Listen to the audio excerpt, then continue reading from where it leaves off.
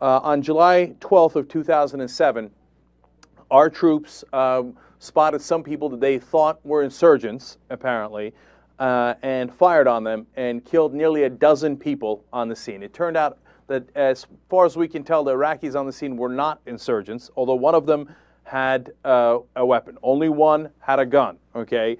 But in the process, a couple of reporters were also killed. A Reuters photographer, Namir Nur al-Din, and his driver, Saeed Chamal, were killed, and you're going to see them getting killed in this video. It was leaked to WikiLeaks, and that's exactly what WikiLeaks is for, to get these kinds of videos.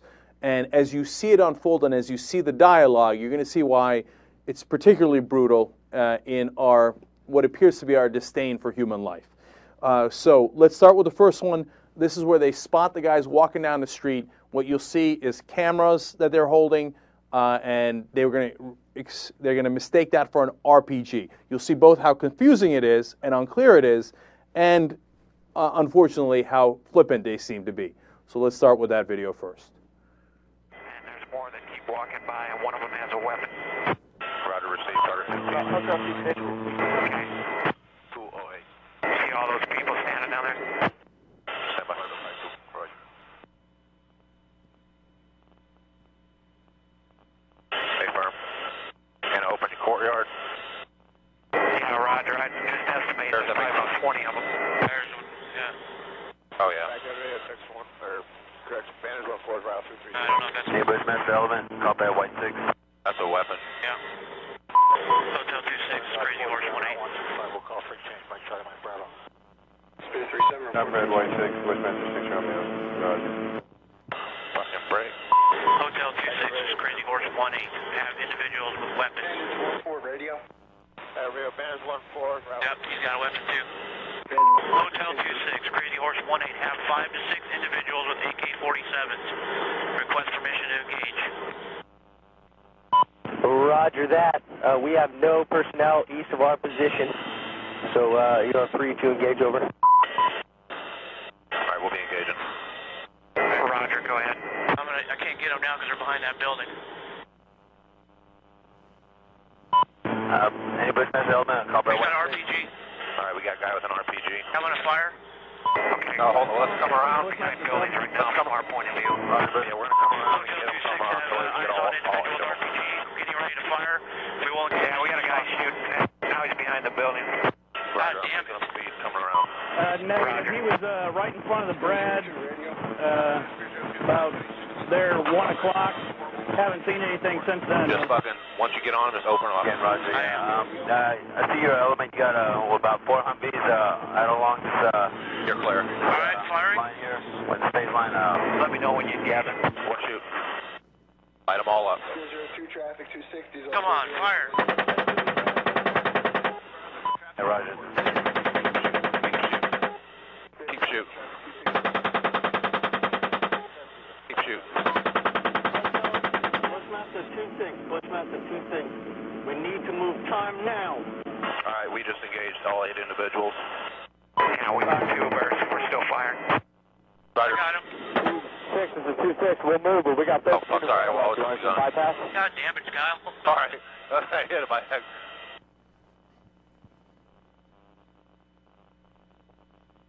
All right, you're clear. All right, I'm just trying to find targets again.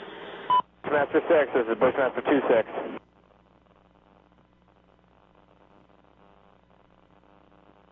Got a bunch of bodies laying there.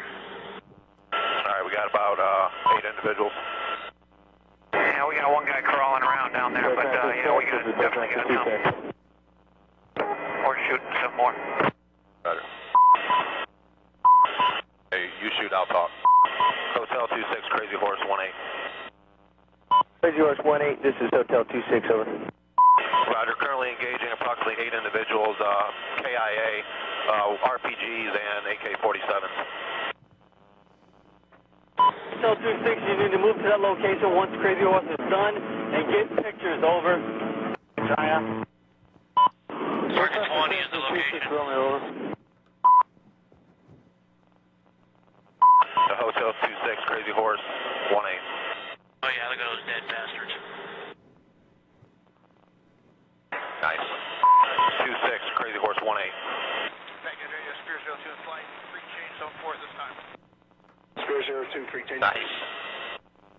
Good shoot. Thank you. All right. Look, were they quick to assume weapons? Absolutely. Did they seem to make things up like 5 to 6 AK-47s, which were not the case at all? There was only one weapon on the ground at the end. Yes. RPGs didn't exist. Now, at the same time, you know, you look at that video, they're in the middle of a war. Can you really tell that the camera's not an RPG? So I'm trying to be fair to both sides. I'm trying to see it from both their perspectives. What doesn't help their cause, of course, is the way they are so unbelievably flippant about it. Dead bastards, joking around, nice shot, way to kill them all.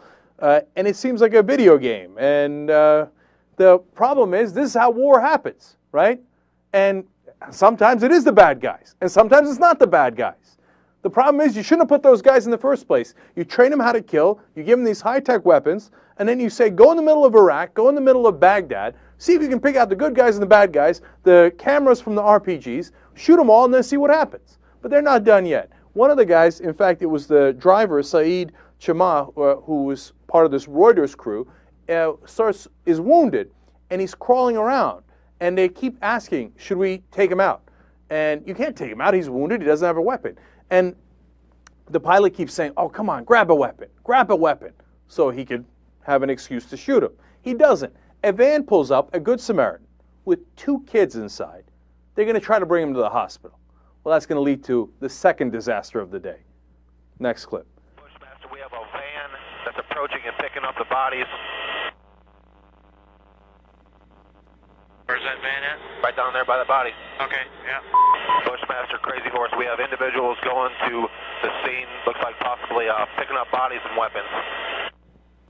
Let me engage. Hey, we need to stop that so we can get down there. We need to Shoot. stop that. You see my location? Roger. Break.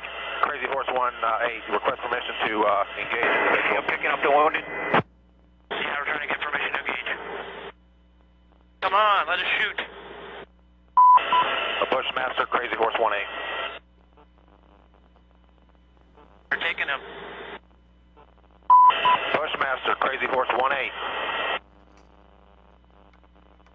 It's Bushmaster 7, go ahead. Roger, we have a black SUV or bongo truck picking up the bodies. Request permission to engage. Bushmaster 7, Roger. This is Bushmaster 7, Roger, engage. 1-8, engage. Clear. Come on. Clear. Clear. We're engaged. Coming around, clear. Roger. Trying to, Clear. Roger, I lost him in the I got him. I'm firing. George, this is Bushmaster 4. You got any BDA on that truck, over? You're clear. This is Crazy Horse, stand by. Not shooting for some reason. Go ahead. I think the van's disabled. Go ahead and shoot it. I got an azimuth limit for some reason.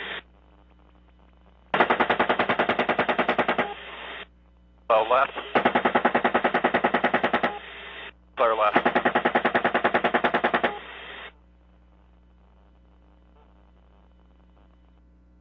All right, look.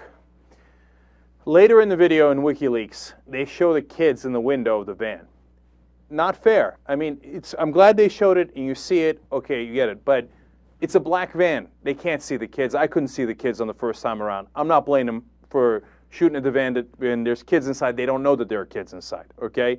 Now, having said that, I mean, they keep saying, let us shoot, let us shoot. It's like a video game, and they want to kill them, right?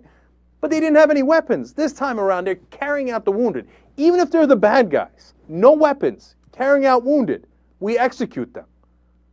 I mean, this is, just because you do it from a helicopter doesn't make it any different.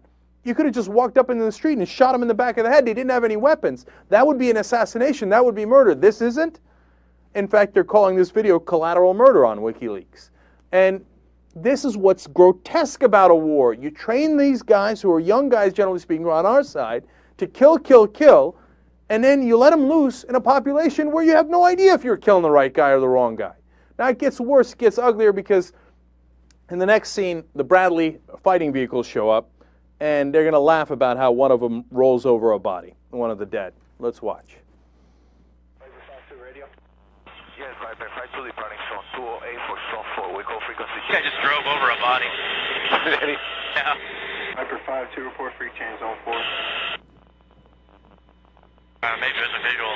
Yeah, I just drove over a body. Yeah. Viper 52, report free change zone 4. Now, before you get too angry at those guys laughing and joking around, too, they have to desensitize themselves to some degree. They're killing people every day, right? And we hope they're mainly killing bad guys. Except you stuck them in a situation that I've said now numerous times where they have no idea if they're killing the bad guys. I wish they would be more restrained, but I'm a million times angry at the people who put them in that position for a war we should have never gotten involved in, never should have gotten into in the first place. And so now the last part might make me the angriest. They finally find out, oh my God, we got kids inside the van, and they're hurt. Their father, the Good Samaritan, killed, okay? And they got to get the kids out. And the guy on the ground requests an evacuation to our hospital so the kid can get treated. And as you're about to see, that request is denied. Let's watch. Roger, that's a negative on evacuating the two civilian kids to Rusty. They're going to have the IPs link up with us over here, break. IPs will take them up to a local hospital, over. That's a good copy, over. Roger that. Light to tell. So when their request was denied, and they say, that's right. No, you can't take them to our hospital. Wait till the Iraqis show up, and hopefully they'll get to their hospital. Thank God the kids didn't die. What's the point of denying that? I mean, look, we're second-guessing them here. A couple of years later, who knows, maybe our hospital was full, etc. But it didn't seem like they cared an awful lot about the lives of those people down there. And, you know, as you remember, in 06 and 07, Iraq was a disaster area. People killing each other left and right. In the end, hundreds of thousands of civilians died. Some at our hands, but a lot of them in the hands of the militias and the insurgent groups, etc. And in the end, when I see disasters like this that didn't have to happen, I always think, damn it, man. One, there was no weapons of mass destruction. Number two, the inspectors that were looking for the weapons of mass destruction were kicked out by us, by George W. Bush, not by Saddam Hussein. They had no link to 9/11. This war was 100% unnecessary.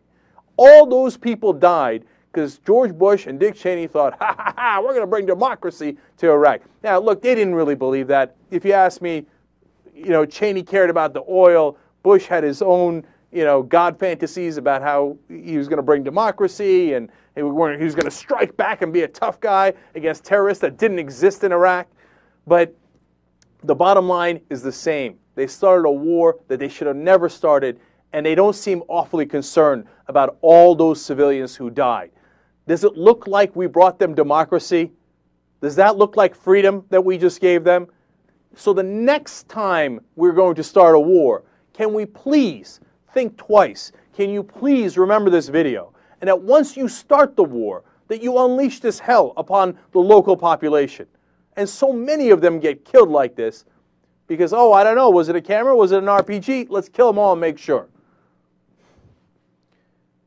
The crimes of Bush and Cheney in starting this war should never be forgotten.